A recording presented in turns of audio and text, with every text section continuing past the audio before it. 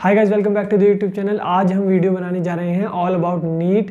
ये एक informative video है जिसमें हम पूरा जानेंगे क्या नीट है और क्या उसके एलिजिबिलिटी क्राइटेरिया है, क्या गवर्नमेंट कॉलेजेस होते हैं, उनकी फ़ीस क्या होती है और क्या सिलेबस है इसका। हर चीज़, जो भी चीज़ ज़रूरी है आपको जानने की ज़रूरत होगी नीट के बारे में, वो आपको इस वीडियो से पता चल जाएगी। तो ज़रूर अच्छी लगे तो बाद में लाइक कीजिएगा वीडियो को और चैनल को सब्सक्राइब कीजिएगा। So let's get started.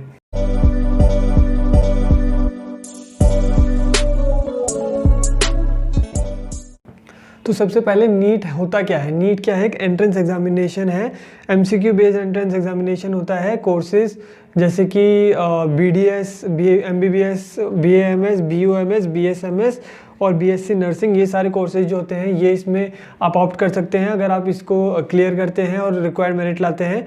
और मेनली इसका जो हाइप है कि नीट इतना इंपॉर्टेंट एग्जाम क्यों होता है, ये होता है MBBS के लिए।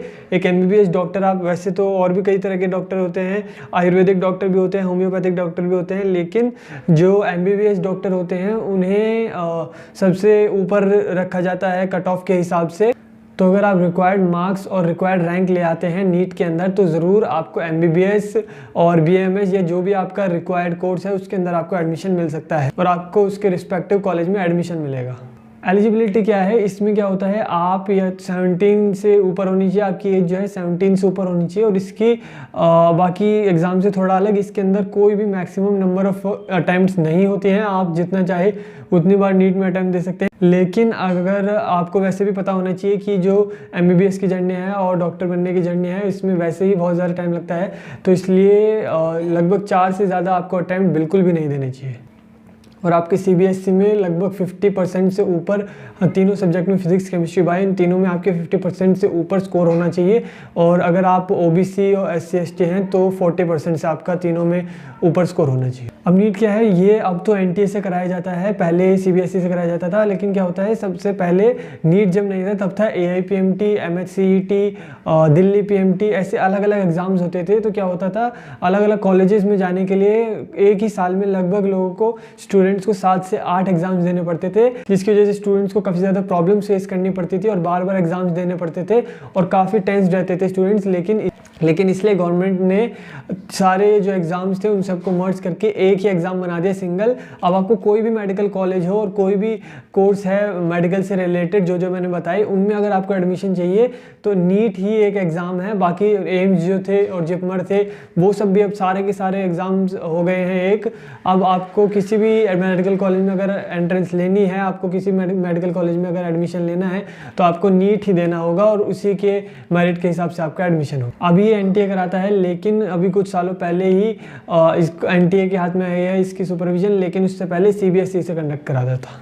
और ये ज़रूर ध्यान रखिए कि जो काउंसलिंग प्रोसीजर है वो कुछ कॉलेजेस के अलग रहता है। क्या होता है, कुछ कॉलेजेस के MCC कराता है और कुछ कॉलेजेस के लिए जो स्टेट गवर्नमेंट्स होते हैं उनके अलग अलग, जैसे FMSC हो गया और अलग अलग जो ऑर्गेनाइजेशंस हैं वो उनकी काउंसलिंग कराती है।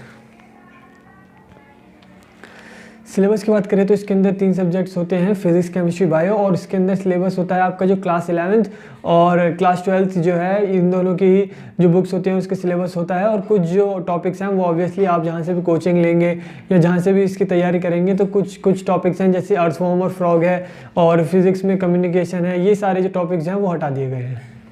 अब पैटर्न की बात कर ले, ये बहुत ज़्यादा इंपॉर्टेंट है कि आपका पैटर्न क्या होगा, ये जो एग्ज़ाम होता है उसमें किस तरीके से क्वेश्चन पूछे जाते हैं। तो सबसे पहले बता दूं, इसमें बायो का सबसे ज़्यादा इंपॉर्टेंट हिस्सा है। जो बायो के 360 मार्क्स होते हैं, यानी सबसे ज़्यादा वेटेज बायो का है 360 मार्क्स, और फिजिक्स का 180 मार्क्स है और केमिस्ट्री का 180 मार्क्स है। पहले नीट में 180 क्वेश्चंस हुआ करते थे, लेकिन अब इसमें 200 क्वेश्चंस हैं, क्योंकि इसमें कुछ क्वेश्चंस जो हैं वो इंटरनल चॉइस वाले हैं, यानी कंपलसरी सारे क्वेश्चन नहीं होते हैं इसमें। अब जैसे इस पे आप देख रहे होगे स्क्रीन के ऊपर कि ये 3 आवर का टेस्ट है जो कि MCQ बेस्ड है और आंसर्स जो है वो OMR में ही मार्क करने होते हैं आपको। इसमें जो 200 क्वेश्चन है उसमें फिजिक्स में होंगे, पहले सेक्शन ही होगा उसमें जिसके अंदर 35 क्वेश्चन होंगे और सारे के सारे कंपलसरी होंगे। लेकिन उसके बाद में 15 क्वेश्चन आते हैं जिसमें से आपको सिर्फ एनी 10 करने होते हैं। तो अब इसका अगर आप पूरा जोड़ के देखेंगे तो इसके अंदर 45 क्वेश्चन बनते हैं। 45 क्वेश्चन आपको अटैम्प्ट करने होंगे जिसके 180 मार्क्स बनेंगे फिजिक्स के अंदर। सिमिलरली केमिस्ट्री के अंदर सेक्शन ए जो होगा 35 क्वेश्चन होंगे उसमें जो कि कंपलसरी होंगे, और सेक्शन बी जो होगा उसमें 15 क्वेश्चन होते हैं, जिसमें से आपको कोई 10 ही अटैम्प्ट करने होते हैं, और अगर आपने सारे अटैम्प्ट कर दिए जो स्टार्टिंग के जो 10 क्वेश्चन होंगे उन्हें ही गिना जाएगा। तो ऐसे ही केमिस्ट्री के भी 180 मार्क्स हो गए। बायोलॉजी जो होते हैं उसमें 2 पार्ट होता है, बॉटनी और जूलॉजी। अब इसकी क्या है, बुक्स अलग नहीं है, बुक्स सेम ही है। बायोलॉजी की 11th क्लास की एक बुक है और 12th क्लास की एक बुक है, लेकिन इसके जो क्वेश्चन है वो 2 पार्ट में आते हैं। बॉटनी जिसके 180 मार्क्स होते हैं और 35 क्वेश्चन होते हैं, इसमें भी सेम कंपलसरी होते हैं वो। और जो सेक्शन बी होता है उसमें 15 क्वेश्चन होते हैं, जिसमें से आपको कोई भी 10 करने होते हैं। और ऐसे ही सिमिलरली जूलॉजी में होता है। तो टोटल मिला के अब इसमें कितने हो गए, 200 क्वेश्चन हो गए, जिसमें से 180 आपको अटैम्प्ट करने होंगे। टोटल हो गया इसमें 720 मार्क्स। अब आप पूछेंगे कि मेरे को कितने मार्क्स लाने होंगे नीट के अंदर ताकि मेरे को एक गवर्नमेंट कॉलेज मिल जाए, या फिर मेरे को MBBS करने के लिए कितने मार्क्स रिक्वायर्ड होंगे। तो आप सबसे पहले ये जानिए कि कट ऑफ जो है वो और मेरिट जो है वो अलग अलग चीज़ें होती हैं। अब जैसे एक बंदे को काउंसलिंग के लिए एलिजिबल होने के लिए खाली 50th परसेंटाइल यानी बहुत कम ही मार्क्स होते हैं, जैसे 150-200 मार्क्स इतने ही लाने होते हैं। लेकिन उस मार्क्स का कोई मतलब नहीं है अगर आपको गवर्नमेंट मेडिकल कॉलेज चाहिए। वो तो सिर्फ इसलिए है कि आप एलिजिबल हो जाए काउंसलिंग के लिए और आपको जो प्राइवेट मेडिकल कॉलेज हैं उसमें एडमिशन मिल जाए।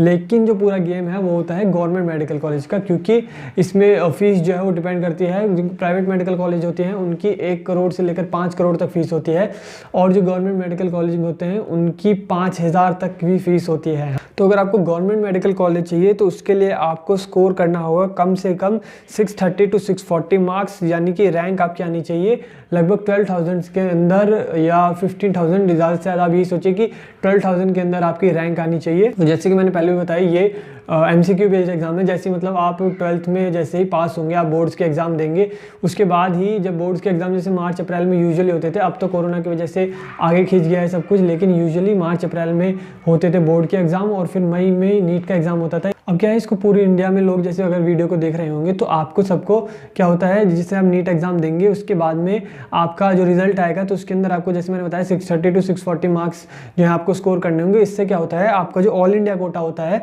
उसमें आपको आसानी से कॉलेज मिल जाता है। लेकिन उसके बाद क्या होता है, ऑल इंडिया कोटा और स्टेट कोटा अलग होता है। हर कॉलेज जो होता है वो जिस भी स्टेट में होता है उस स्टेट के स्टूडेंट्स के लिए 85% सीट्स जो होती है वो रिजर्व होती है। ध्यान से सुनिएगा, जैसे अगर मैं दिल्ली की बात करूं तो दिल्ली के अंदर जैसे मौलाना आज़ाद मेडिकल कॉलेज है, तो क्या होता है दिल्ली के स्टूडेंट्स जो होंगे उनके लिए 85% जो उसकी सीट्स होंगी, जैसे अगर उसमें 100 सीटें हैं तो 85 सीट्स जो होंगी उसमें खाली दिल्ली के स्टूडेंट्स पार्टिसिपेट करेंगे, बाकियों का एडमिशन नहीं हो सकता है उसमें। और 15 सीट्स जो होंगी यानी 15% जो सीट्स हैं तो वो उसके लिए पूरे जो इंडिया के बच्चे हैं वो एलिजिबल हैं। टाइप्स ऑफ कॉलेजेस जैसे मैंने बताया कि गवर्नमेंट मेडिकल कॉलेज जो होता है उसमें फ़ीस होती है 5,000 से 5 लाख तक। 5 लाख वाले कॉलेज की भी कट ऑफ हाई जाती है, because 5 lakh is not more for MBBS, क्योंकि ये डिग्री जो है लगभग 1 करोड़ या 5 करोड़ इतने वर्थ की होती है। और 5 लाख में अगर आपको कॉलेज मिल रहा है कोई तो वो भी बहुत कम अमाउंट है, और इसलिए इन कॉलेजेस की भी कट ऑफ बहुत ज़्यादा हाई जाती है। और कुछ जैसे स्टेट्स हैं जैसे हरियाणा, उधर गवर्नमेंट मेडिकल कॉलेजेस की भी 40 लाख तक हो गई थी। और ऑब्वियसली एक गलत बात है, 40 लाख गवर्नमेंट मेडिकल कॉलेज की फ़ीस हो जाएगी तो फिर जो स्टेट के स्टूडेंट्स हैं वो जाएंगे कहाँ, जो प्राइवेट हैं उनके तो ऑब्वियसली 1 करोड़ या इतनी फ़ीस होती है।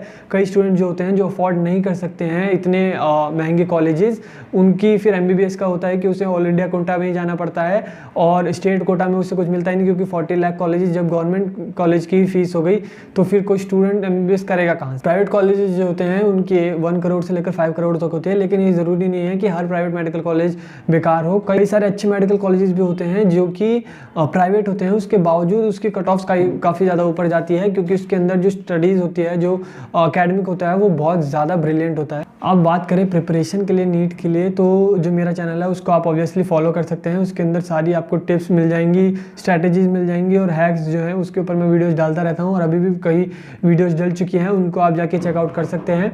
और अगर आप नीट के लिए प्रिपरेशन के लिए चालू कर रहे हैं तो मुझे लगता है कि अभी जो मैंने आपको इन्फॉर्मेशन दी है वो बहुत इनफ है। और बाकी अगर आप और भी बहुत कुछ जानना चाहते हो तो ज़रूर आप अपने जो लोकेलिटी में कॉलेजेस हैं, अपने स्टेट में जो कॉलेजेस हैं, कौन से बेस्ट कॉलेजेस हैं, बेस्ट कॉलेज के बता देता हूँ मैं। एम्स दिल्ली है ऑब्वियसली, मैंने बताया पहले वीडियो में।